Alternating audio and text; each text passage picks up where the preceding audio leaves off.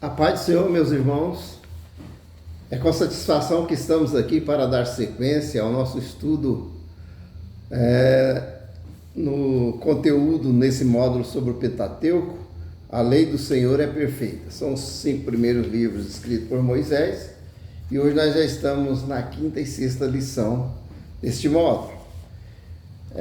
Sem mais delongas, vamos então aqui dando início na página 92, quando fala sobre o livro de Êxodo, que diz assim: o livro de Êxodo, o segundo livro da Bíblia, ocupa-se da continuidade da história de Israel e da realização do plano de Deus para aquela nação.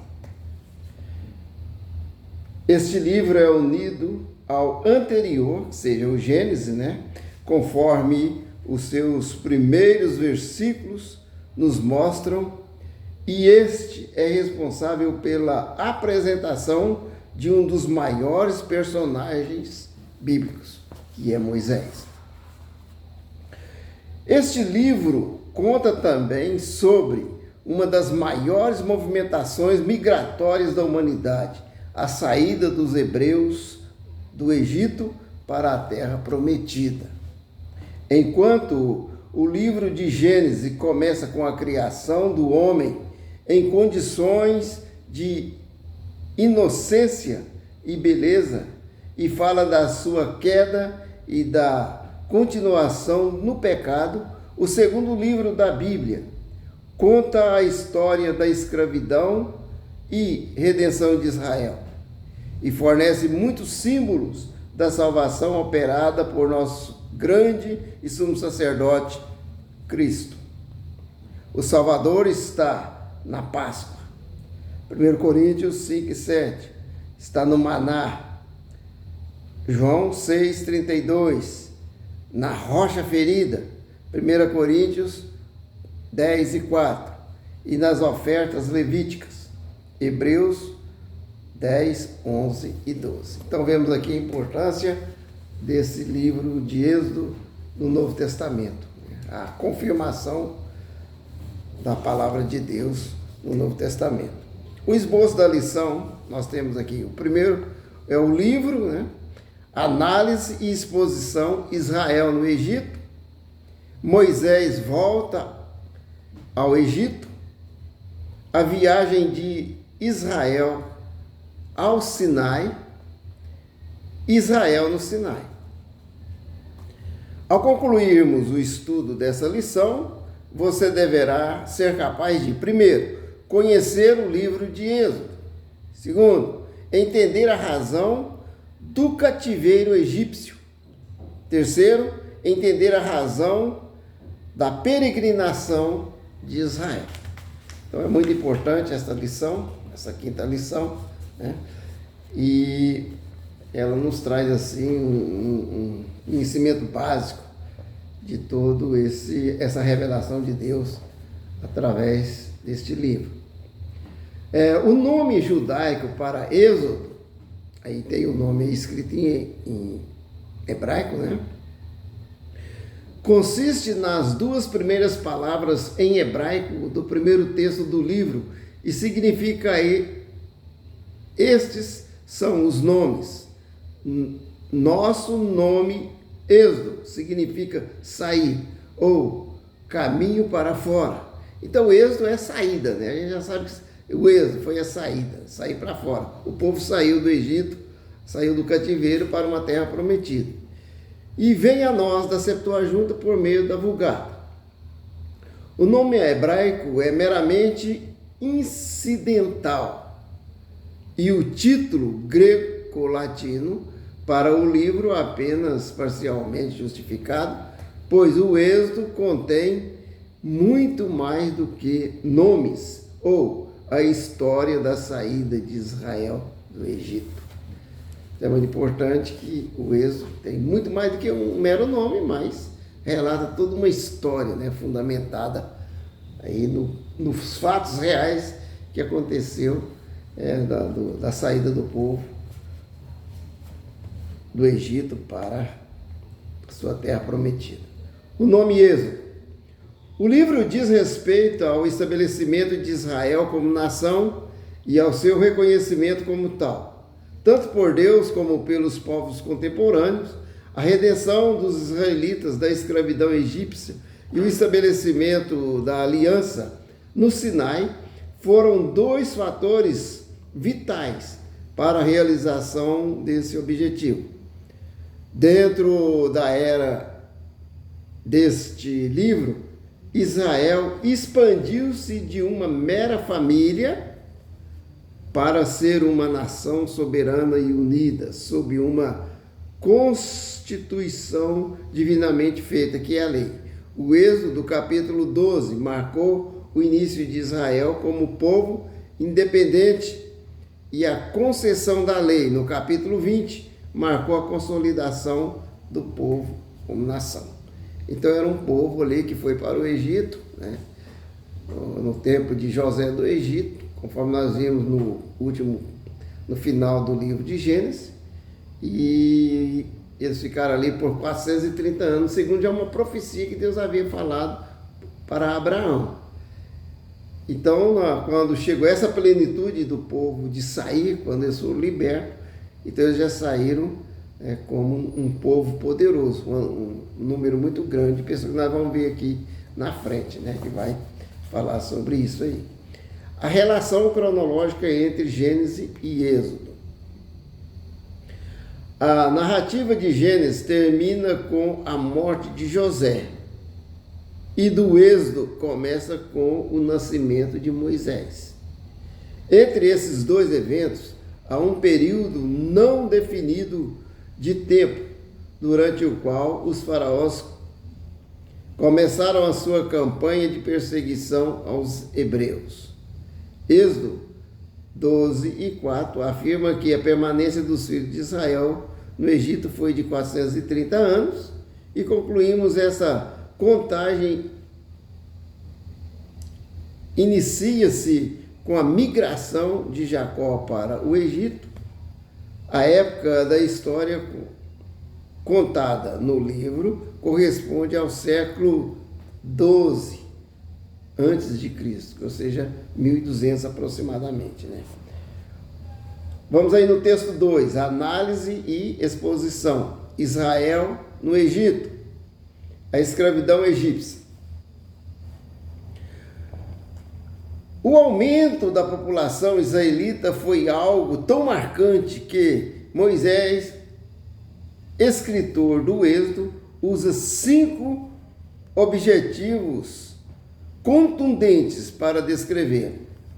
E os filhos de Israel frutificaram, aumentaram muito e multiplicaram-se e foram fortalecidos grandemente, de maneira que a terra se encheu deles.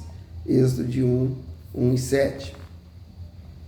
Em Êxodo 1:5 e em Gênesis 46:27, nota-se que 70 indivíduos entraram no Egito no tempo de Jacó. No entanto, dos 70, Gênesis 46:8-25, Gênesis 46:8-25, enumeradas como entrado no Egito no tempo de Jacó, todos, exceto 2, são do sexo masculino, uma vez que cada um deles presume-se tomar pelo menos uma esposa. O grande aumento da população é compreensível. O sucesso e a prosperidade dos israelitas foram as causas da desconfiança egípcia contra si. Os africanos, notando um grupo minoritário tão rapidamente crescente, sentiram que a sua supremacia estava ameaçada. A sua tática de oprimir Israel constitui o início do antissemitismo, que provocou ser um fenômeno recorrente entre as nações gentias do mundo. Eu achei interessante isso aqui, né? Que ali então, de acordo com o crescimento do povo de Israel, seu desenvolvimento numérico, né, na terra. Então começou ali um antissemitismo. E isso é um dos grandes problemas para o povo judeu até os dias atuais. Sempre tem crescido esse antissemitismo. Foi o que levou Hitler, né, a levar os judeus para os campos de concentração e matar 6 milhões de judeus. E muita perseguição no decorrer da história do povo judeu. Sempre houve o antissemitismo e nos dias atuais nós vivemos isso também, né? Existe uma forte corrente aí do antissemitismo na sociedade atual na qual nós estamos vivendo. O novo faraó sobre o Egito, que não conhecia José, era, claro, governante de uma dinastia diferente daquela que estava no poder nos dias do patriarca Jacó. O consenso histórico dá conta de que José ascendeu ao governo durante o domínio dos Hicsos no Egito. Esses nômades asiáticos invadiram a terra começando por volta de 1900 a.C. e até cerca de 1580 a.C. Eles derrubaram a dinastia egípcia nativa e assumiram o domínio da terra. A cidade de Pitom e Ramsés foram designadas como cidade de tesouro ou de comércio e foram construídas para serem armazéns até para o exército. Escavações nos locais da antiga Pitom revelam uma cidade composta quase inteiramente de armazéns. Os tijolos usados em tais estruturas são grandes blocos de cerca de 40 centímetros de comprimento e um pouco mais de 20 centímetros de altura. Alguns deles eram feitos com palha adicionada à argamassa e outros não tinham a palha, embora a lama do Nilo não exigia palha como aglutinante na fabricação de tijolos. A sua adição torna a lama mais fácil de trabalhar. A cidade Ramsés era anteriormente conhecida como Avaris e mais tarde foi chamada de Tanis ou Zoan. Monumentos egípcios confirmam o fato de que as obras públicas eram frequentemente realizadas por trabalho forçado. Em seu tempo de escravidão, Israel não só foi forçado a servir como escravo, mas Faraó também decretou que todos os seus filhos do sexo masculino deveriam ser mortos. Isso aí os irmãos sabem da história, né? Como foi decretado que os mortos os nasciturnos, né, deveriam ser mortos e lançados no rio, né? Ou serem exterminados, para que o povo não crescesse e não viesse a comprometer a supremacia do governo de Faraó no Egito. As convicções dadas por Deus às parteiras anularam a ordem cruel de Faraó, ou seja, as parteiras temeram, né? E asseguraram que o plano do Senhor para a emancipação de Israel prosseguisse, mesmo que o Faraó planejasse o extermínio das nações. Essas mulheres foram recompensadas, não porque enganaram a Faraó, mas porque honraram a Deus. Então, sempre quem honra a Deus é recompensado de alguma forma, né? Deus o abençoa, né? O início da vida de Moisés. Moisés nasceu de Arão e Joquebede, confira aí, né? Êxodo 6 e 20, em uma época em que todas as crianças israelitas do sexo masculino deveriam ser destruídas. Seus pais eram da tribo de Levi. Desculpa. Ao esconder seu filhinho nos juncos ao longo da margem do rio, Joquebede entregou pela fé aos cuidados divinos e ao manter vivo o menino escondido da ira demoníaca de Faraó, seus pais agiram pela fé. A Epístola aos Hebreus afirma que pela fé Moisés, quando nasceu, foi escondido por seus pais por 3 meses. Hebreus 11, 23. O exercício da fé transformou um rio que destinava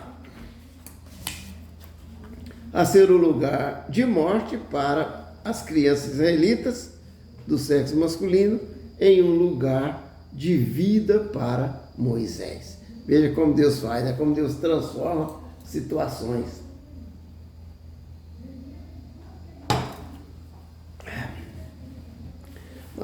Continuando na página.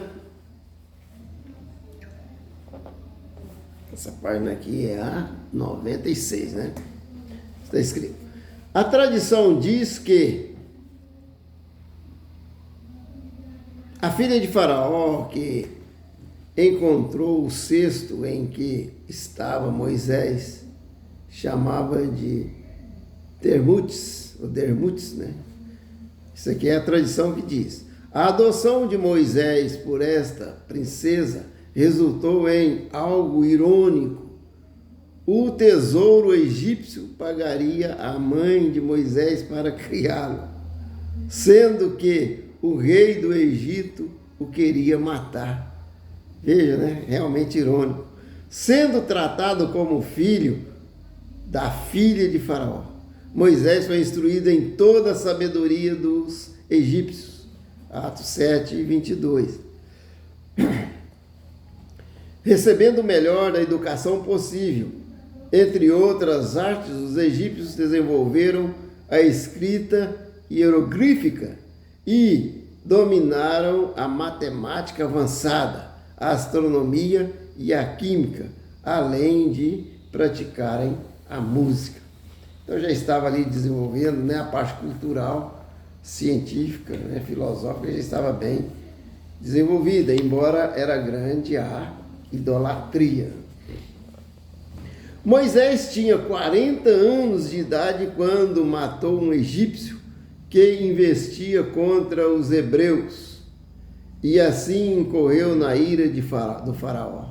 Foi pela fé então que Moisés partiu para Midian e abandonou o Egito. Foi por fé também que ele recusou a ser chamado filho da filha de Faraó, escolhendo assim sofrer aflição com o povo de Deus. Então, pelo que vemos aqui, foi uma opção do próprio Moisés, né, de abandonar todas aquelas regalias do palácio de Faraó para então servir ou acompanhar o povo de Deus, porque ele se identificava com o seu povo.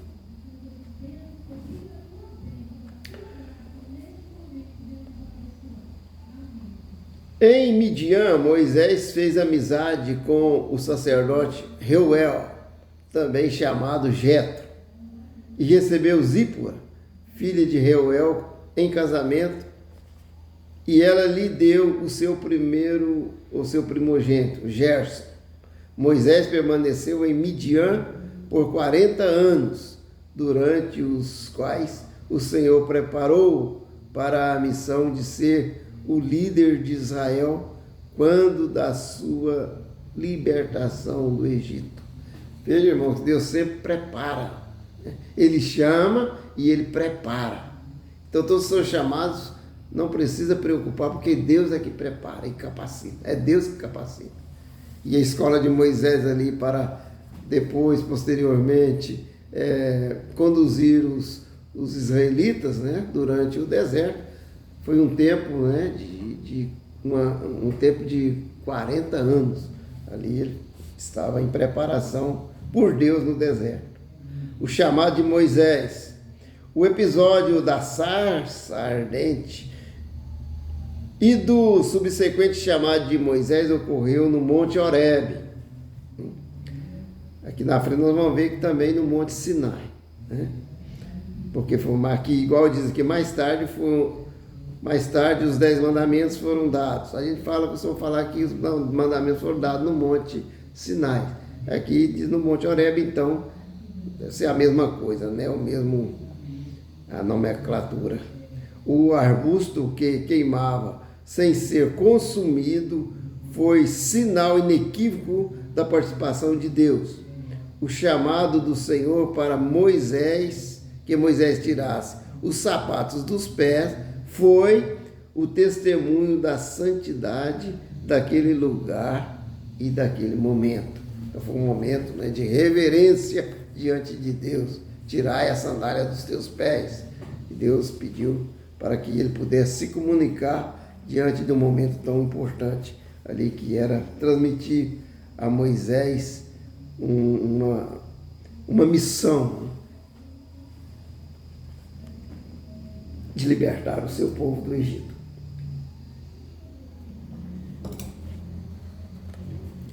Deus indicou a Moisés que o êxodo de Israel envolveria pilhagem dos egípcios.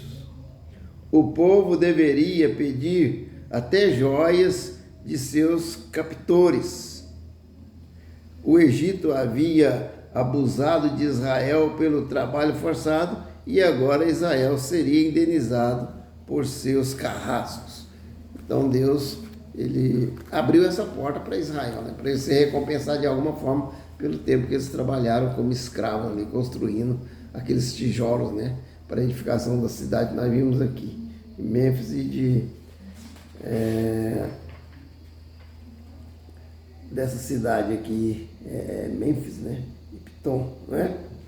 Então, irmãos, vamos aqui para a página 97, que diz: as objeções de Moisés foram atendidas. Então Moisés colocou algumas objeções diante de Deus para ele fazer, porque ele se sentia incapacitado, né? Ele achava que era muito duro e difícil essa missão. Então ele, ao se opor à sua aptidão para cumprir o chamado do Senhor, Moisés revelou-se um homem mudado pelos anos. Ele não era mais aquele sujeito que num rompante matou uma pessoa. As objeções de Moisés indicavam que ele tinha mais receio do próprio povo do que de Faraó. Deus, porém, respondeu à resistência de Moisés com sinais sobrenaturais, assegurando-lhe que falaria através de seus lábios. Então Deus, né, ali nós sabemos que ele fez com que aquela vara de Moisés transformasse numa serpente e tal, e todo aquele conhecimento que os irmãos têm sobre a chamada ali de Moisés. A primeira audiência com Faraó, Êxodo 5. Moisés empenhou-se em conseguir uma audiência com Faraó, o que não seria algo simples, pois os egípcios pensavam que o seu rei era descendente do sol. É dado por certo que o homem que agora governava o Egito não era o mesmo que imperava nos tempos em que Moisés residia na corte. Uma vez na presença do faraó, Moisés e Arão pediram permissão para uma viagem de 3 dias ao deserto. Pode parecer pouco tempo, mas em 3 dias fora dos limites do Egito, os hebreus estariam prontos para nunca mais voltar. A óbvia resposta do faraó foi uma negativa. Além do que ele ordenou aumento da carga do trabalho sobre os filhos de Abraão. Então ele, além de negar, ainda aumentou os trabalhos, né, achando que eles estavam ociosos, né? O faraó inferiu que as pessoas consideravam ter tempo para se envolver em religião, porque não tinham trabalho suficiente para fazer. A ordem foi a de produzir a mesma cota de tijolos, mas sem o suprimento de palha, o que levou à confusão e angústia às fileiras israelitas. Quando o povo não cumpriu a sua cota, os seus líderes foram espancados. Os israelitas, de repente, se viram com problemas grandemente multiplicados em virtude da intercessão de Moisés e Arão. Irmão, sempre que quando tem de haver um processo de mudança e que as pessoas se entram numa transição ali, então sempre tem um preço a pagar, né? Tudo precisa. Quando tem uma revolução, por exemplo, num país, uma mudança de regime, de situações, de sistemas políticos, então sempre tem um esforço, tem de haver uma resiliência, tem de haver uma conformidade das pessoas em aceitar aquela situação, e isso aí não foi diferente para com o povo de Israel, né?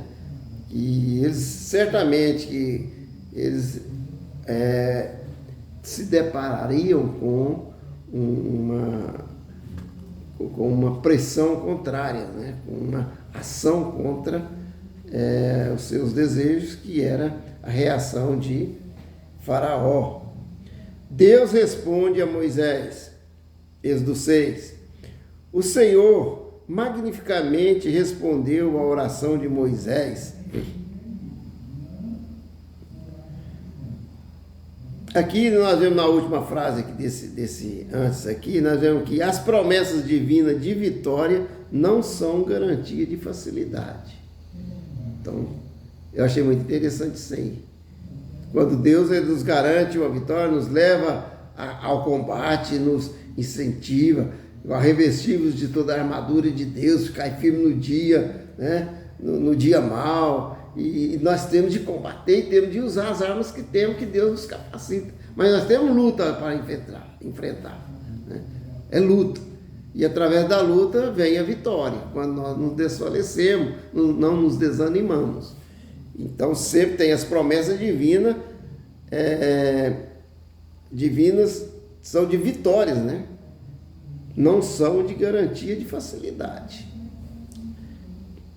O Senhor magnificamente respondeu à oração de Moisés e concedeu a ele uma nova revelação de si como o grande Jeová.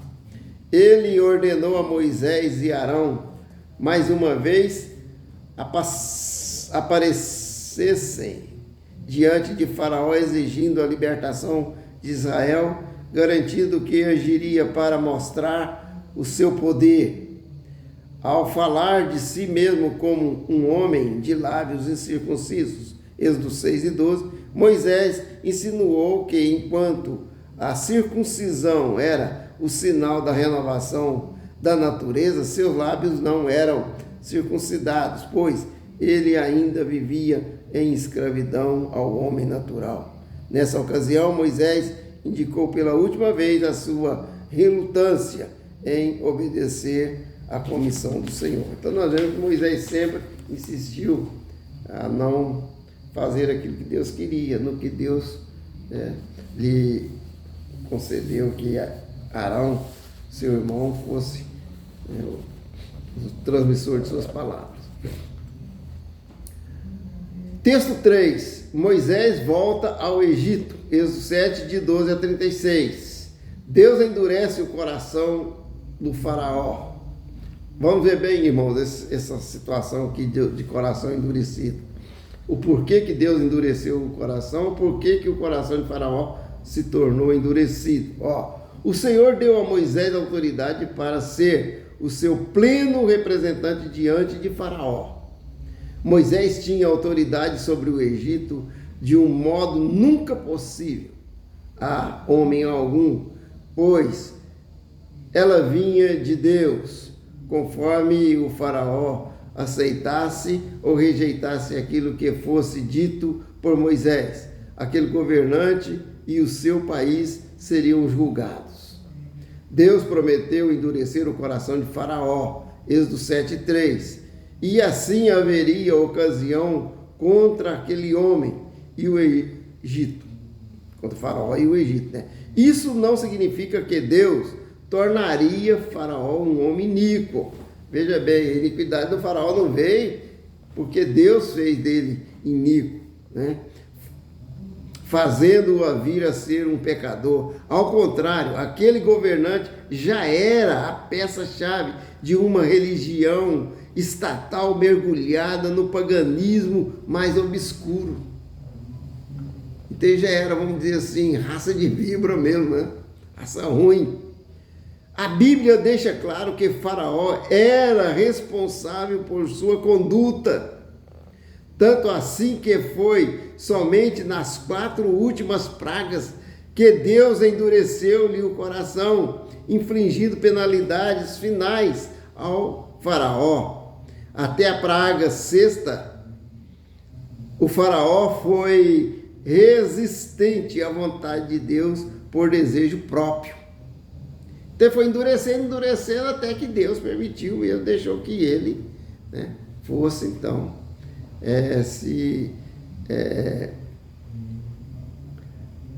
adentrasse, né, nessa situação aí de obstinação, endurecimento de coração.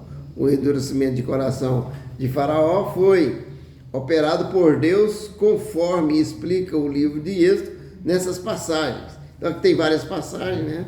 Os irmãos estão acompanhando aí, pode ver aí, se quiser lê-las. Mas foi consoante ao próprio comportamento obstinado e pagão do Faraó, conforme o próprio livro de Êxodo também explica. Tem várias referências aí que explicam a obstinação do Faraó. Está aí várias referências, né? Sendo assim, a dureza de coração do Faraó foi o resultado da sua decisão recorrente por desobedecer a Deus.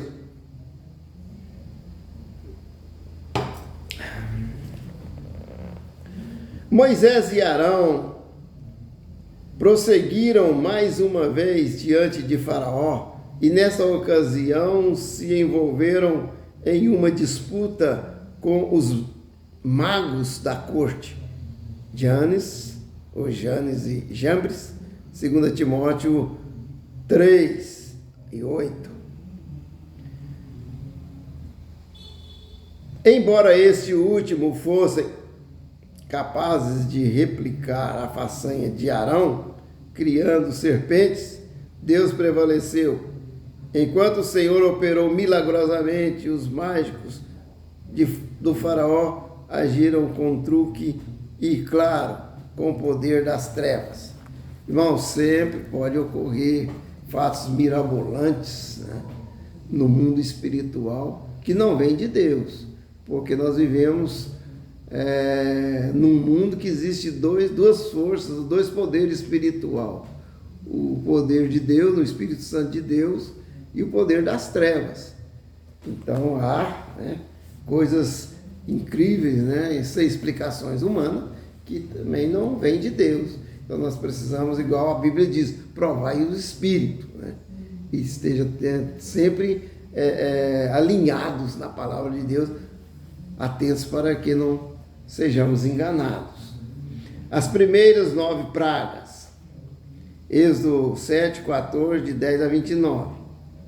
Das primeiras 9 pragas, diante da escravidão israelita, Deus recorreu às pragas. Elas eram necessárias para, primeiro, que os egípcios conhecessem a Jeová.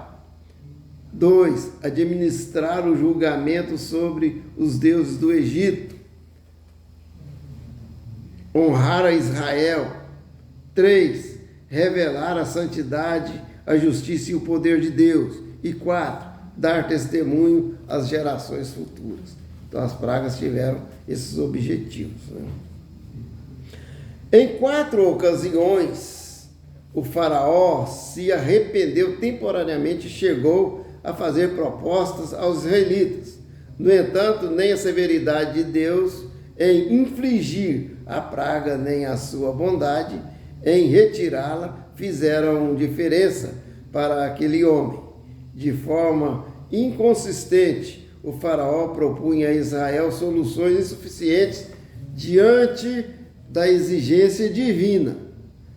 Sacrifício, veja que o Faraó propôs: sacrifício no Egito, sacrifício no deserto, mas não tão longe, somente os homens, a saída das pessoas, mais desacompanhados dos rebanhos e posses. Em cada caso, as ofertas de Faraó eram inadequadas e teriam proporcionado uma emancipação falsa. As pragas não eram apenas um castigo e um incômodo para os egípcios, mas também expunha a fraqueza dos deuses da terra. Quase todos os reinos da vida e preocupação diária foram, de uma forma ou de outra, tocados pelas pragas, e todos os cidadãos foram afetados. Os egípcios, em seu panteísmo, haviam designado um Deus diferente para cada reino ou área do ser, e ainda assim, sucessivamente, eles viram esses deuses feitos tolos. Julga-se que, em vista da sequência e variedade das pragas, um total de 9 meses teriam decorrido desde o início até que eles seguissem o seu curso. Um tempo considerado, né? Se foi 9 meses ali durante todo esse processo. Aqui nós temos um quadro, né, que aponta as pragas, os textos onde está escrito, o aviso, como ficou o coração de Faraó, os falsos deuses egípcios desmascarados e as observações feitas. Como nosso tempo é remido, né, eu não vou me deter aqui, os irmãos depois podem aí acompanhar ou dar uma olhada com mais detalhes nesse quadro. Vamos aqui para a página 100, e vamos ver aqui então, abaixo do quadro tem aí a 10ª praga, o Êxodo 11. Por instrução do Senhor, Moisés, mais uma vez, foi a Faraó, agora para anunciar a morte dos primogênitos. No entanto, mesmo diante da notícia tão cruel, o Faraó permaneceu irredutível. O próprio Moisés enfureceu-se com a obstinação de Faraó e com o seu orgulho vil, especialmente diante da calamidade que estava por vir, que saiu daquela audiência com grande ira. Êxodo 11 e 8. A morte dos primogênitos afetaria todas as famílias do Egito e provaria o poder de Deus para destruir toda a nação. O próprio Senhor garantiu a Moisés que finalmente haveria distinção entre os hebreus e os egípcios, e ninguém mais haveria de se levantar contra o seu povo escolhido. Até o Moisés ficou indignado com a dureza de coração do Faraó, né? Mesmo diante dele falar, os primogênitos vão morrer. Inclusive, Faraó tinha o seu filho primogênito, que era o herdeiro da coroa, né? E ele endureceu o seu coração, continuou endurecido o coração. A instituição da Páscoa. A primeira Páscoa tornou-se o aniversário da nação de Israel. Guarda bem isso aí, irmãos. Deus empreendeu naquele momento não a mesma libertação dos judeus de sua escravidão, não a mera libertação dos judeus da escravidão, mas o estabelecimento de um povo nacional a partir de um evento histórico, milagroso, de relevância vital para a sua identidade nacional. Então, muito interessante isso aí, né? A nação de Israel, ela já começou aqui, né? Depois, posteriormente, que ela recebeu a lei, se firmando como nação. E a nação de Israel é realmente uma nação ímpar, né? Vemos aí ela lutando agora contra o Irã e enfrentando todas os seus algozes ali, né? Aqueles aqueles grupos armados e terroristas, pessoas de todas as espécies, fanáticos contra o povo de Israel. Inclusive o Brasil, né, tem entrado por um caminho muito ruim na parte do governo de ser contra a nação de Israel e estar do lado do eixo do mal, que é o lado do Irã, infelizmente. Nós já tivemos um lado bom no tempo de Oswaldo Aranha, né, que foi um dos que assinou a emancipação do Estado de Israel em 1948, mas agora nós estamos vivendo tempos estranhos, né, tempos difíceis. A palavra Páscoa é derivada da declaração das Escrituras: vendo eu sangue passarei por cima. Então, a Páscoa significa passar por cima, né? Passar por cima de vós. E não haverá entre vós praga de mortalidade quando eu ferir a terra do Egito. Assim Deus providenciou que o juízo não caísse sobre o seu povo, mas sobre o cordeiro que deveria ser a expiação. Então Jesus assumiria, né, o juízo de todo o pecado, toda a iniquidade, para que o povo fosse liberto. A nossa liberdade depende do sangue de Jesus, da morte expiatória de Cristo Jesus na cruz do Calvário. Então ali na Páscoa tinha o cordeiro da expiação, né? Temos aqui outro quadro aqui, o Cristo e o cordeiro pascal. Nós vemos aqui uma correlação entre o cordeiro pascal e o cordeiro de Deus. O cordeiro pascal era morto, o cordeiro de Deus foi crucificado na cruz. O cordeiro pascal lá não tinha mancha, Cristo não tinha pecado. O cordeiro pascal não tinha seu sangue derramado, Cristo derramou seu sangue. O cordeiro pascal teve o sangue aspergido, Cristo aspergiu-nos seu sangue, que nos purifica de todo pecado. O cordeiro pascal não teve ossos quebrados, Cristo não teve ossos quebrados. Tem as referências bíblicas aqui, depois os irmãos acompanhem aí. O cordeiro pascal morreu em lugar do primogênito. Cristo livrou-nos da merecida morte. Merecida por quê? Porque todos nós pecamos e destruídos estávamos da glória de Deus. Mas Deus nos vivificou estando nós mortos em ofensas e pecado. Não só isso, mas nos justificou, nos purificou, nos religou com Deus, né? Então, o cordeiro pascal, ele foi santificado para Deus. Cristo santificou-nos para Deus. Aleluia. Seguindo aqui na página 101, nós temos aí abaixo do quadro: a Páscoa exigia o derramamento de sangue e o sacrifício da vida. O sangue nos umbrais das portas fez com que os moradores da casa fossem expiados e consagrados. Aqui, como sempre nas Escrituras, o sopro está associado à purificação religiosa. Nos atos realizados em conexão com a Páscoa, o povo aprendeu lições vitais a respeito do modo de expiação de Deus. O anjo da morte começou a cumprir a sua missão à meia-noite. Meia-noite tem uma referência muito importante, né? Quando Jesus disse, à meia-noite ouviu-se um clamor.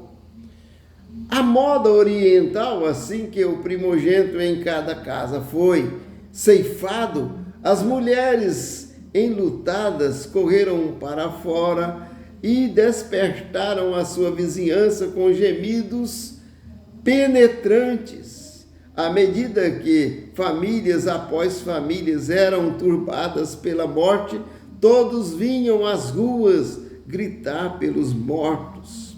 Isso aqui me faz lembrar o arrebatamento da igreja, né? A agonia, o desespero que vai ser quando as pessoas, as famílias começarem a ver seus entes queridos, muitos que eram até que não eram bem entendidos, né? Bem conceituados por ser cristãos, e ser até desprezado, ver que eles desapareceram, e assim, quando vê que generalizou um fato sobre toda a terra, as pessoas vão então começar a desesperar, né? E diante do desaparecimento da igreja.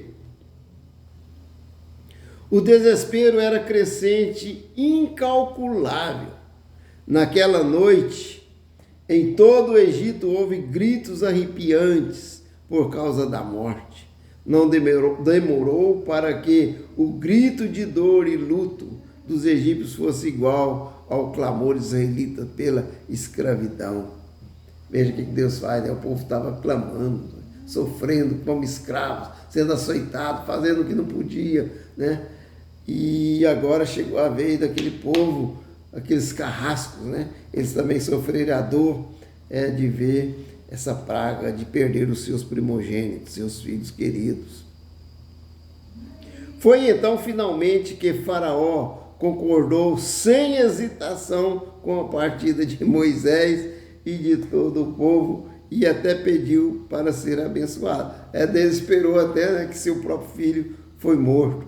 Os egípcios encorajaram Israel a partir e deram de suas riquezas ao povo. Aí é o que nós vimos lá atrás, vimos, né, que eles recompensaram com joias, com ouro, os israelitas que agora estavam partindo, para recompensar o tempo que eles trabalhavam. Eles trabalharam como escravos. Texto 4, está aí na página 102, né? A viagem de Israel ao Sinai. Então, vamos ver da saída de Israel até o Sinai. Essa parte aqui começa a peregrinação, Êxodo 12, de 37 a 51. Primeiramente, os israelitas se reuniram na localidade de Ramsés e depois partiram migrando para Sucote. Então, eles partiram, já reuniram ali em Ramsés, que era a cidade, né, onde que eles trabalharam muito ali, e depois dali eles foram para Sucote. A massa humana foi numerada como tendo aproximadamente 600 mil homens. E um ano depois, ela tinha 603.550 homens em idade militar, conforme Números 1 e 46. Pode-se supor que com mulheres e crianças, todo o grupo contava com mais de 3 milhões de pessoas. Porque só homens como pai de família, né, em idade até de guerrear, eram já 603.550, então certamente que eles tinham família, mulheres e filhos, né? Não poucos estudiosos entendem que 4 ou 5 milhões não seria um número exagerado. Então isso aí é um cálculo que se faz por alto. Israel não saiu desacompanhado do Egito. Muitos estrangeiros, certamente, em igual escravidão, seguiram com o povo hebreu. Este grupo, mais tarde, foi causa de muitos dos problemas no deserto. De início foi bom eles terem saído, foram libertos também, mas como eram estranhos, né, e eram infiltrados junto ao povo, então começaram a dar problema posteriormente. Embora a Páscoa já tivesse sido prescrita como uma ordenança anual, os israelitas agora recebiam confirmação e informações adicionais sobre a maneira de sua observância. É preciso ser israelita de nascimento ou prosélito, quer dizer, os convertidos ao judaísmo, devidamente circuncidado para participar da Páscoa. Assim, qualquer gentio que desejasse os privilégios espirituais de Israel poderia desfrutá-lo desde que estivesse disposto a ser circuncidado. Então tinha que enquadrar dentro desses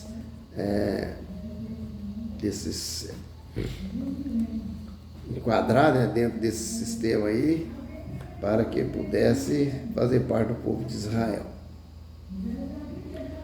A santificação do primogênito. Êxodo 13.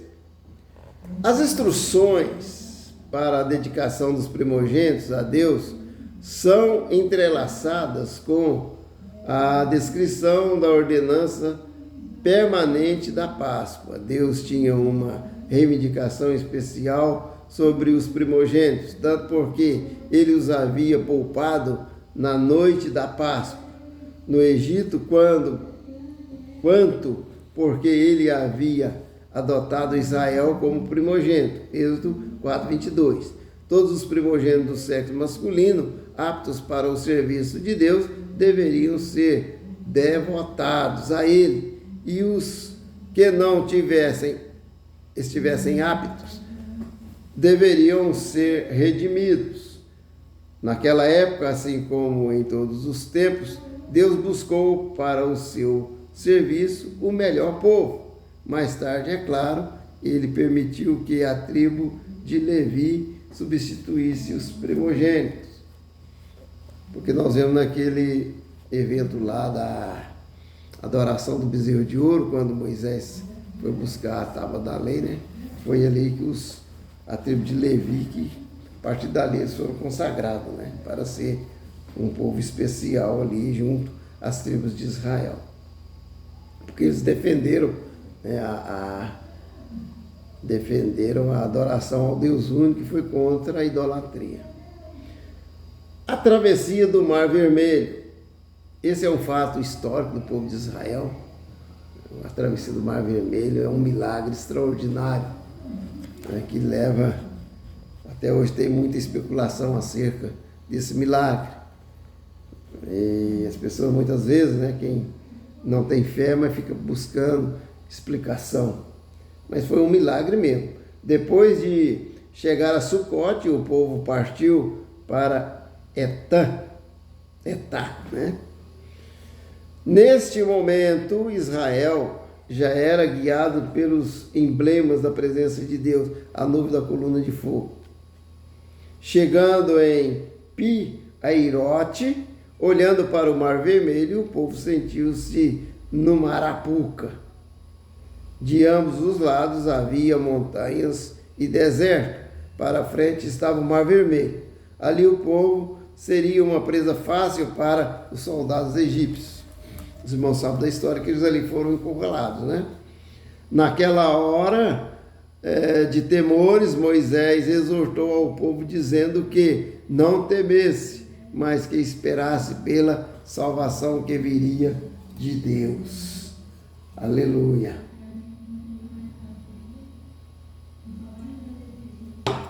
A nossa jornada é feita de fé, irmãos. Tem momento que só Deus pode resolver o problema, né? Tem momentos que nós precisamos crer e esperar no Senhor, porque não existe outra solução senão Deus, quando nós estamos trilhando o caminho do Senhor. Sobre a travessia do Mar Vermelho, escreveu o apóstolo Paulo. Antes aqui, vemos a travessia do Mar Vermelho, aproximadamente 30 quilômetros. 30 quilômetros, veja bem a distância, irmão. 30 quilômetros, hein? Não é pertinho não, né? Os irmãos podem comparar aí de Combinado aonde? Vai bem lá pro Barreirão afora, né? Os irmãos têm uma noção aí. Seria de Taguatinga a Ponte Alta, por aí, né? Um trecho considerado. E eles atravessaram ali vendo, né? O texto bíblico em seu original hebraico transparece a ideia de duas paredes de água petrificadas ou congeladas, formando um corredor pelo qual passou o povo escolhido pelo Senhor.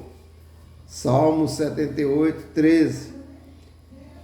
O forte vento que o Senhor fez soprar marcou o lugar da passagem e manteve enxuto o caminho no meio do mar. Sobre a travessia do Mar Vermelho, escreve o apóstolo Paulo: ora, irmãos, não quero que ignoreis que nossos pais estiveram todos debaixo da nuvem, e todos passaram pelo mar, e todos foram batizados em Moisés, na nuvem e no mar. 1 Coríntios 10, 1 e 2. Ao cruzar o Mar Vermelho, os israelitas, que já haviam sido redimidos pelo sangue, agora deixaram o Egito para sempre. Sua escravidão no Egito era típica do entender do pecador na escravidão do pecado. Com efeito, uma nação de escravos era agora uma nação de homens libertos. O cântico da redenção.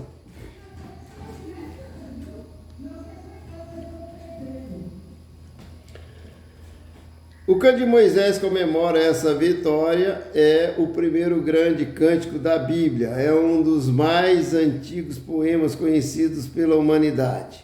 Sua ode é o poema, né? Ocupa-se de Deus e não com o homem. Além de respirar louvor e adoração ao seu libertador, ele também é profético. Declara que Deus repetirá seus atos de conquista. A composição é organizada de estrofes alternadas, longas e curtas. As longas estrofes referem-se ao Senhor e o seu tempo resgatado, e as estrofes curtas aos seus oponentes derrotados ou consternados. Pelo costume cultural, é possível que essa canção haja sido entoada com as vozes dos homens e das mulheres alternando. Os homens entoavam as letras principais e as mulheres, conduzidas por Miriam, respondiam com o refrão. Êxodo 15, 21.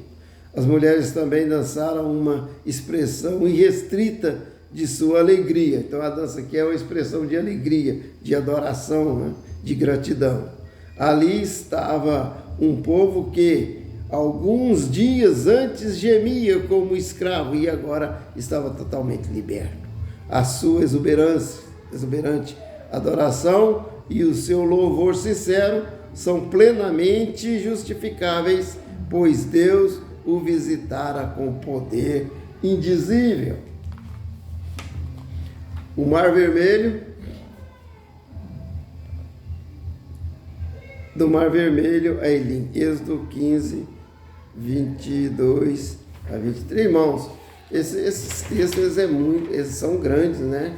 É muito conteúdo para pouco tempo, para a gente não tem nem como estar parando para fazer algum comentário, senão nós perdemos aqui o conteúdo, né? E o tempo vai embora e nós não conseguimos.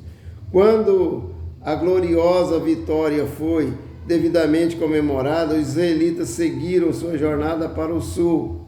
Do outro lado do Mar Vermelho, eles estavam fora do Egito e viajando pela península do Sinai. Durante os primeiros 3 dias, eles viajaram na área conhecida como Deserto do Sul. Esta região era terra estéril, de chuvas insuficientes para a agricultura, mas com algum pasto para sustentar os rebanhos e as manadas dos israelitas. Quando chegaram a Mara nós vemos que é água salgada, né? As águas de Mara. O povo estava sedento. Por isso, a descoberta de que a água dali era alcalina e imprópria para beber foi uma amarga decepção. O povo começou o primeiro de uma série de murmúrios no deserto. De menestréis, eles se tornaram amotinados. Moisés apelou ao Senhor e ele determinou que se lançasse às águas uma árvore e as águas ficaram doces, né? Aí houve a intervenção de Deus para transformar aquela água para poder ser usada. Saindo de Mara, o povo seguiu para Elim, onde havia 12 poços de água e 70 palmeiras. Hoje este lugar também tem tamariscos e acácias. A experiência de Elim me faz lembrar da caminhada cristã, embora haja momentos de sofrimento para cada uma dessas ocasiões, o crente pode esperar tempos de multiplicadas bênçãos. Somente atravessando Mara chega-se a Elim. Israel ficou estacionado neste oásis por 3 semanas. Isso restaurou as experiências, as esperanças e as forças do povo.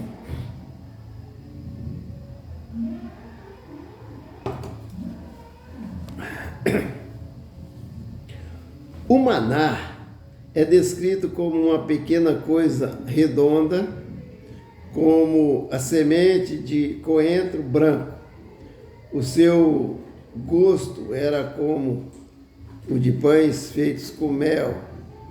Em outro lugar, as escrituras relatam que o povo moeu o maná e usou como base para massas, cozinhou e fez bolos. O maná, como o próprio nome indica, diferia de tudo o que os israelitas conheciam. Daí o seu nome, que significa o que é isso? Maná é o que é isso? Quer dizer, uma coisa que ninguém nunca conheceu, nunca tinha visto, e até hoje nunca houve outro maná, né? O maná que nós sabemos hoje é Jesus Cristo, o pão do céu.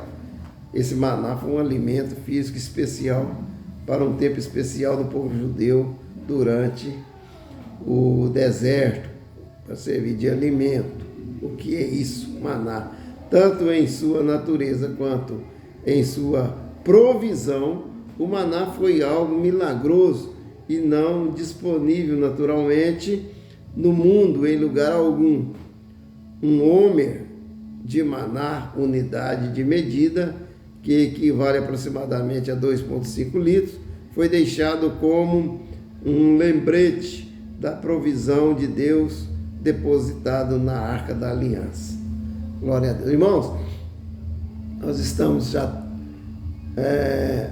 em fase de edição de um livro que Deus nos deu a graça de escrevê-lo, de produzir, chama O Maná Celestial, é o título do livro, nosso livro, né? O Sermão da Montanha foi uma porta, e agora nós adentramos nesta missão que Deus nos dá para levar a mensagem da palavra de Deus. Escrevemos então agora o Maná Celestial, 365 reflexões espirituais para nutrir a alma, né? Então esse é o nosso novo livro, que em breve os irmãos terão acesso a ele. Os irmãos oram por nós, né, para que essa obra seja concretizada. A menção do sábado, no verso 23, é o primeiro uso bíblico da palavra e, além da história da criação, o mais antigo indício da observância desse dia. Ora, os judeus murmuradores não criam na provisão divina, mas aprenderam o que Deus queria dizer quando ordenou que o povo descansasse no 7º dia. Os eventos de Refidim, Êxodo 17. Os israelitas chegaram a Refidim e prontamente começaram mais uma vez a murmurar. O terceiro murmúrio de sua jornada. Novamente, a objeção dizia respeito à falta de água. E mais uma vez Moisés levou o assunto ao Senhor em fervorosa oração. Deus fez provisão fazendo com que Moisés ferisse a rocha adjacente ao monte Horebe e naquele local enviasse água abundante. Apesar da semelhança do relato, não foi essa a vez em que Moisés errou ferindo a rocha. Veja aí Números 27 a 13. Nesse caso aqui, ele podia, estava autorizado a ferir a rocha enquanto na outra situação era só para ele falar a rocha. Enquanto Israel estava acampado, né, em Refidim, os amalequitas saqueadores atacaram os israelitas. Pela primeira vez tiveram que se envolver em uma batalha. No entanto, foi-lhes concedida ampla ajuda divina, particularmente quando Moisés ergueu as mãos em um gesto de intercessão. Quando ele se cansou, foi ajudado por Arão e Hur, assim como todos os líderes de Deus deveriam ser ajudados em suas batalhas pelo reino. O líder das forças vitoriosas de Israel foi Josué, aqui mencionado pela primeira vez nas Escrituras. José comenta que ele tinha aproximadamente 45 anos de idade na época. Nesta ocasião, o Senhor deu-se a conhecer a Israel como Jeová Nissi, que significa o Senhor nossa bandeira, e por extensão, o Senhor é nossa vitória. O apego de Amaleque contra os israelitas foi o início de uma longa série de assédios contra o povo de Deus. Foi somente no tempo de Davi que os amalequitas foram totalmente subjugados. 2 Samuel 8:12.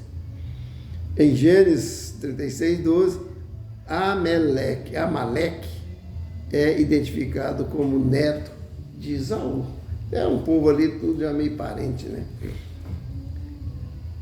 Neto de Esaú. O encontro com Jetro.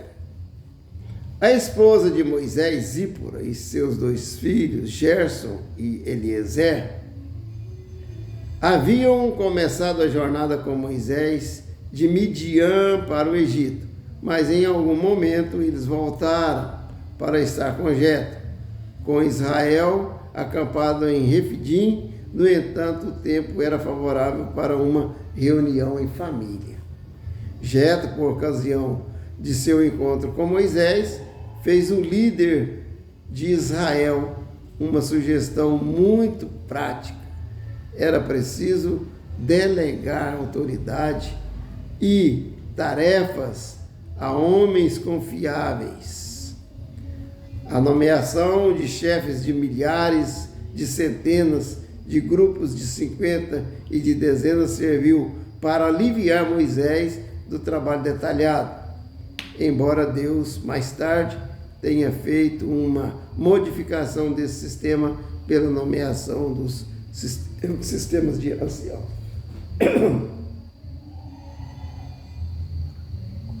Vemos, irmãos, que um líder não pode querer assumir tudo sozinho, são muitos detalhes, muito trabalho, então ele pode delegar atribuições aos seus comandados, né, subordinados, para que alivie a carga, né, de trabalhos.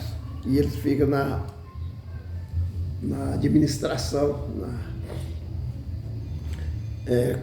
na coordenação, administrando os trabalhos, coordenando os trabalhos.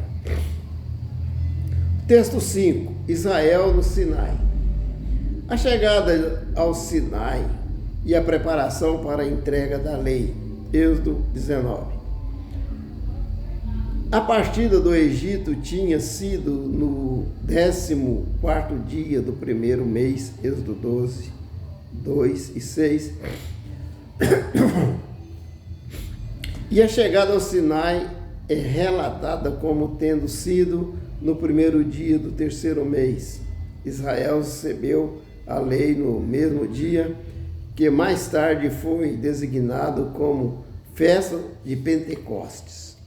O local em que a lei foi dada é chamado de Sinai, 35 vezes nas Escrituras, e de Horebe, 16 vezes. Então aí nós vemos aquele caso lá, que nós já comentamos, sobre Horebe e sobre o Sinai. Então a lei foi dada né? No Sinai foi dado no Horebe também aqui, só que relatou, né, 35 vezes para o Sinai, né, e 17 para Horebe. E nenhum esforço é feito para distinguir entre esses dois nomes. Tradicionalmente, o Sinai é identificado como Jubal, Musa, um nome em árabe que significa o Monte de Moisés. O monte tem 2.285 metros de altura.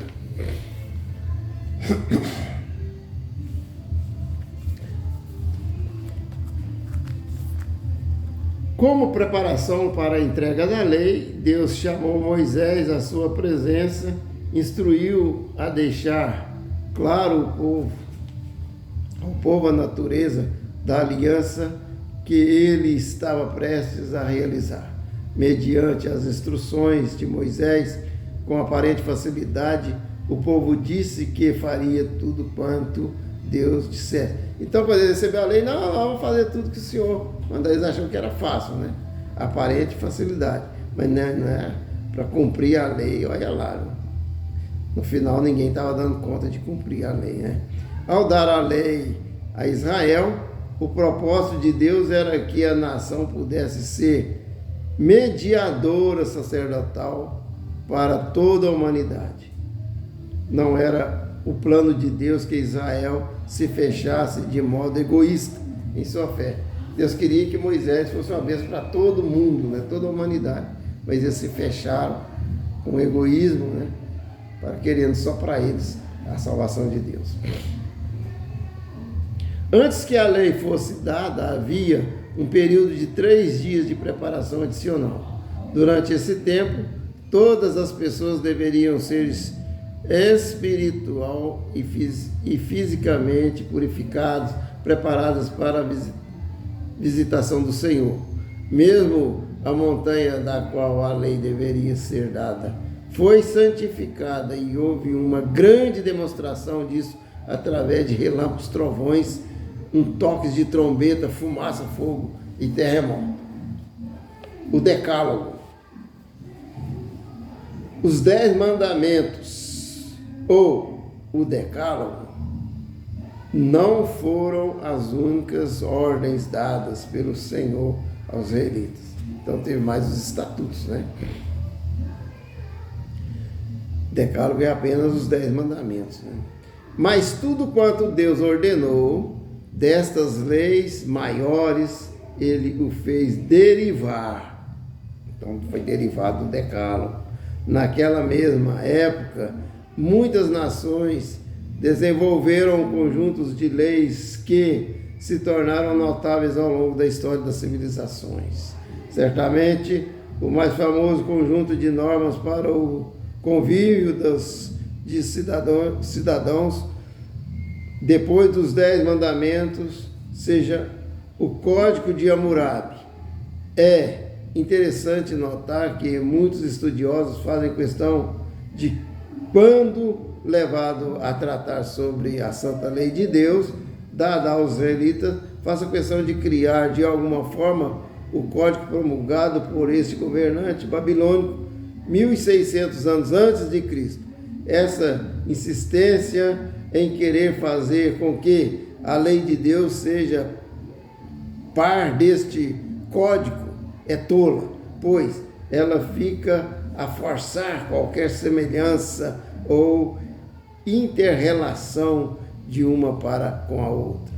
Em casos mais graves, já houve quem sugerisse que Moisés legislou orientado pelas leis do Egito e da Babilônia, uma tolice pecaminosa.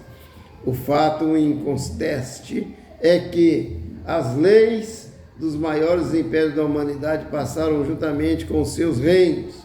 Eles se foram na areia do tempo, mas a perfeita lei de Deus é perene, é permanente, assim como é eterno o seu amor. Deus é a trajetória humana e a trajetória humana demonstra que o senso de equidade e justiça entre os homens que, ao menos nominalmente, constitui a base das leis das civilizações, especialmente as ocidentais, deve-se à lei confiada por Deus a Moisés, e não às leis puris que um dia existiram e agora não passam de notas nos livros de história. Os mandamentos confiados ao povo de Israel vieram de Deus, diretamente do Senhor. Essas leis destinam-se a contratar a pecaminosidade do homem, e aqui seria contrastar, né? Contrastar a pecaminosidade do homem com a santidade de Deus, para que o homem possa ser movido a lançar-se à misericórdia divina. Deus falou oralmente as leis a Moisés e também as escreveu pessoalmente sobre 2 tábuas de pedra. Êxodo 32:16. É um fato significativo que esta posição da Bíblia haja sido grafada pessoal e diretamente pelo Senhor. Os 10 mandamentos podem ser originalmente de alguma forma. Uma delas é observar que deles 2 são positivos. Fica isso. E 8 são restrições. Não faça isso. Faça isso e não faça isso. Né? Somente o 5º mandamento promete algo mediante ao seu cumprimento. Os 4 primeiros mandamentos são deveres do homem para com Deus. Considerando todas as formas de verificação às divindades e sistemas religiosos, pois somente o Senhor Deus é verdadeiro e é digno de adoração. O Senhor, o único verdadeiro, não deve ser representado de alguma forma, por imagem ou por escultura, e nenhuma criatura deveria ser esculpida com a finalidade de culto. Isso fez Israel ser completamente diferente de todas as nações, pois era a única que não tinha estátuas ou imagens para uso no seu culto. 3. O nome do Senhor elevado e exaltado não deve ser usado de modo vazio e sem sentido. 4. O descanso sabático deve proporcionar oportunidade de adoração e comunhão. Este mandamento por si só não é reafirmado no Novo Testamento e não é ordenado aos cristãos. Os 6 mandamentos restantes referem-se aos deveres do homem para com os seus semelhantes. Os 5, os pais de alguém são seus únicos superiores naturais, e no lar em que pai e mãe são reverenciados, são lançados as bases que nem mesmo as revoluções culturais podem derrubar. 6. A vida humana é sagrada. 7. O casamento é puro e inviolável. 8. O homem não pode tomar o que o outro justamente ganhou. 9. Não se pode deturpar o semelhante e esperar que Deus aprove isso. 10. O desejo impróprio é a raiz de todo mal. A inveja e o crime daquilo que é do próximo são violações das exigências de Deus. Nesta ocasião, Deus instituiu formalmente o altar como um lugar de adoração e sacrifício e um local onde o homem poderia encontrar-se com o Senhor. Os altares foram usados anteriormente para cultuar a Deus, mas agora o Senhor estabelecia o seu emprego de forma explícita. Deus prescreveu que o altar poderia ser construído da maneira mais simples possível para evitar quaisquer insinuações de idolatria. Irmãos, fica longo, né? Bom, tem mais duas duas partes para terminar essa primeira parte. E já estamos com 1h19. Não é fácil, né? Porque estou passando quase direto, sem comentários, para ver se nós remimos esse tempo aqui para essa primeira lição desse tópico nosso, né?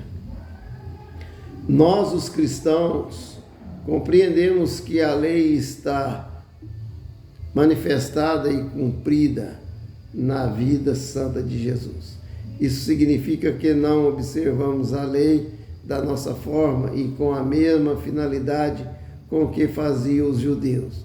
Explicou Paulo que o homem é justificado pela fé sem as obras da lei, mas isso não invalida a lei.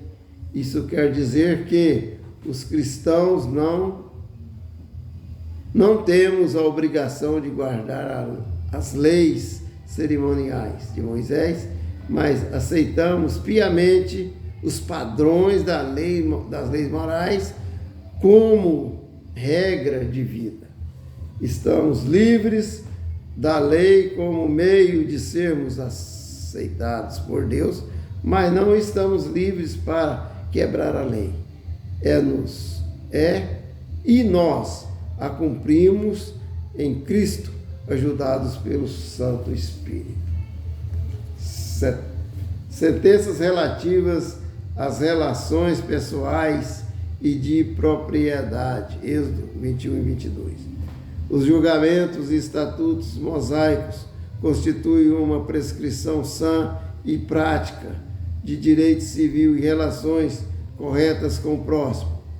As sentenças lidas em Êxodo 21, 22 a 17 são decretos equivalentes a decisões de um tribunal. Elas são terminantes e se aplicam a casos futuros. Chegamos a 22, 21 a 23 a 19. Encontramos os estatutos mais do que ser matéria para juízos. Os estatutos foram dados pelo Senhor para moldar a consciência dos israelitas.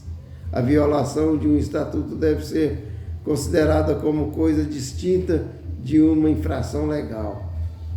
Bem mais sério que isto, quebrar um estatuto significa um desagravo direto ao Senhor.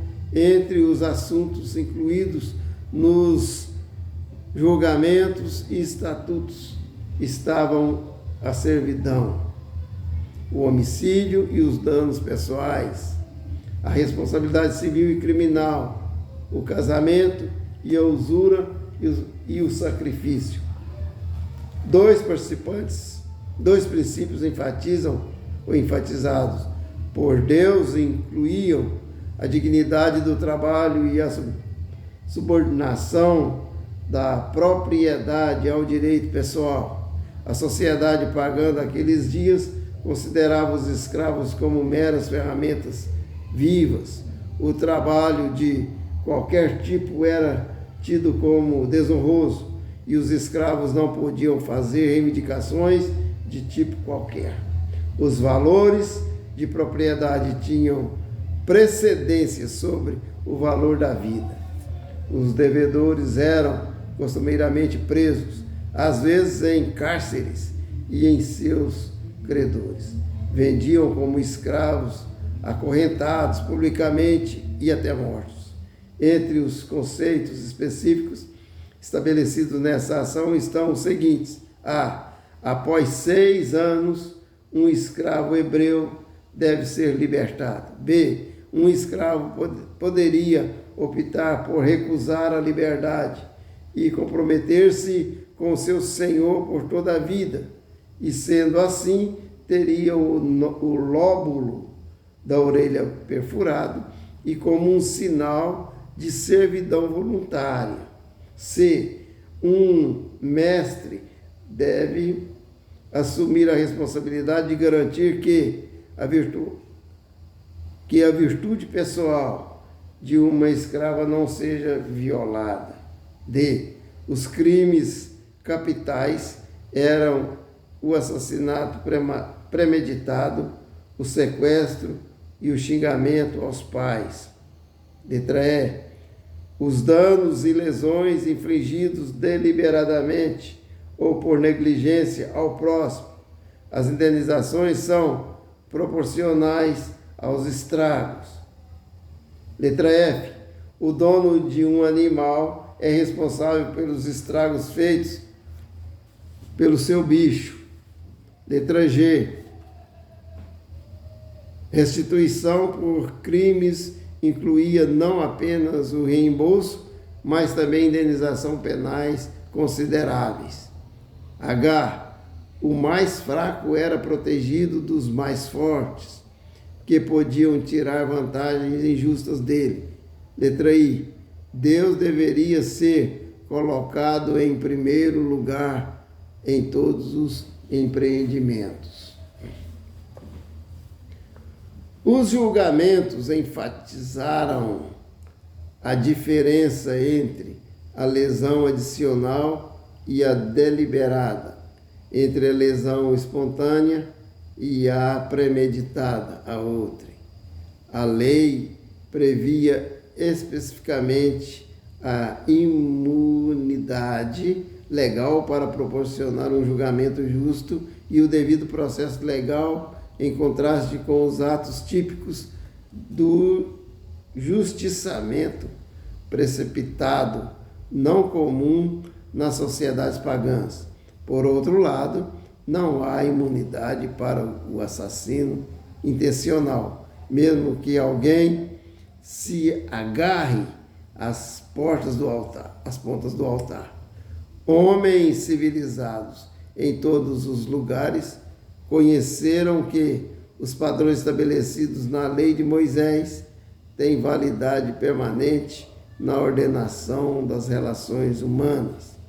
O Santo Decálogo e os seus julgamentos permanecem em vigor em praticamente todas as sociedades humanas civilizadas.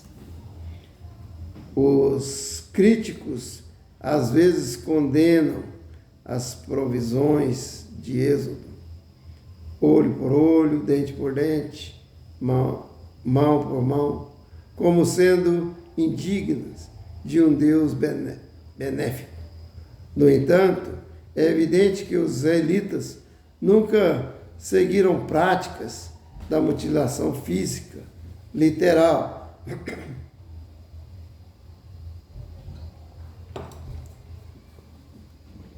Da mesma forma, não há evidência de que os judeus usaram Êxodo 22:18 como desculpa para torturar e assassinar mulheres excêntricas. Em Levítico 20:27, Deus indicou que a penalidade para a prática das artes negras era a morte por apedrejamento, mas essa provisão não gerou caça às bruxas histéricas. Preceitos para uma vida correta e as ordenanças divinas. Êxodo 23. Os primeiros 9 versículos deste capítulo acrescentam 12 leis aos 2 capítulos anteriores. O julgamento nesta sessão dizem respeito a tópicos como fofoca, violência da multidão, justiça, boa vizinhança, subornos e assistência aos necessitados. O ano sabático é aqui mencionado pela primeira vez, enquanto a observância do dia do descanso é enfatizada novamente. A colheita extra necessária no 6º ano seria provida por Deus em intervenção divina específica. Ela não seria o mero resultado de coincidência. A maioria dos regulamentos relativos ao ano sabático são encontrados em Levítico. As 3 festas que todos os israelitas eram obrigados a observar também são mencionados aqui. Dos pães asmos, que incluía a Páscoa, e as das primícias da colheita, também chamada de festa dos tabernáculos. Mais informações sobre essas festas são encontradas em Levítico 23. Nesse capítulo, os judeus são proibidos de preparar os cabritos no leite de suas mães. Há algumas razões para isso. Primeiramente, se o leite era o suprimento vital de alimento para o pequeno animal, cozinhar o bicho morto naquilo que lhe seria por vida era uma distorção muito forte. Em segundo lugar, esse era o ritual comum entre os pagãos ao redor de Israel, usando como forma de culto. Em terceiro lugar,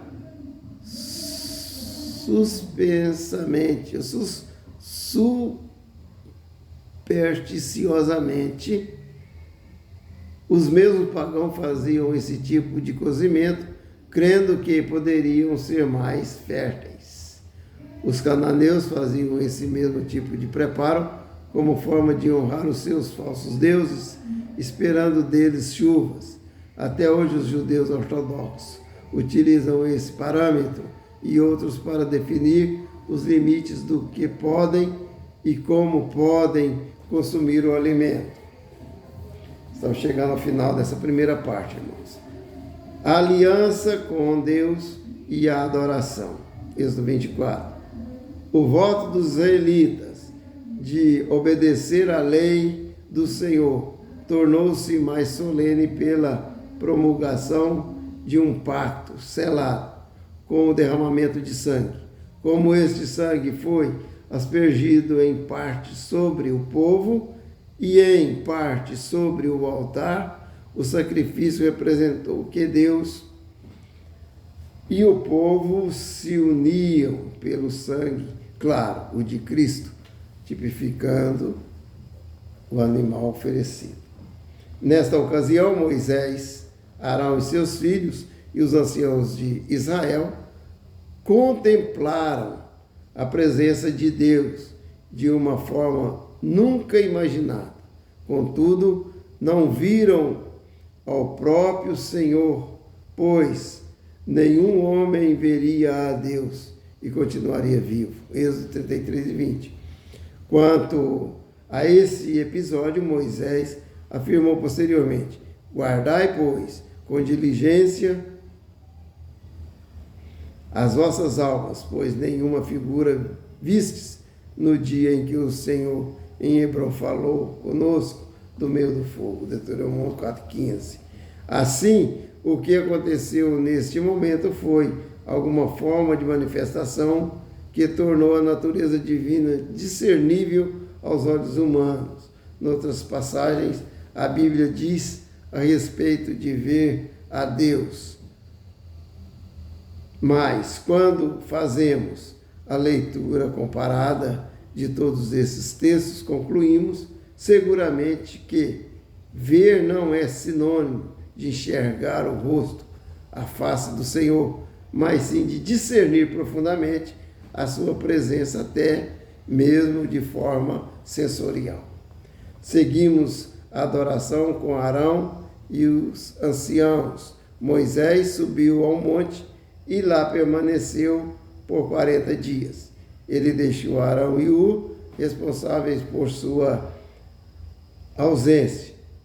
É evidente que, a partir de Êxodo 32, 17, que Josué estava com Moisés na montanha, mas Êxodo 24, 2, 33 e 11 indicariam que apenas Moisés entrou na presença de Deus. Por 6 dias, Josué esperou apartado, mas foi, no entanto, seu privilégio estar mais perto do que qualquer outro homem dos eventos vitais nos Sinais. Em grande medida, ele compartilhou com Moisés a emoção e a bênção desses momentos sagrados. Terminamos aqui essa primeira parte, né? Que é a lição, nossa lição 5. Então, até aqui, nós vamos finalizar esse vídeo, porque já está grande demais. 1h34, né? Muito grande. Então, esse tempo nosso é muito remido. Agora nós temos essa outra lição que eu vou fazer num outro vídeo. Tá seguindo aqui. Deus abençoe os irmãos.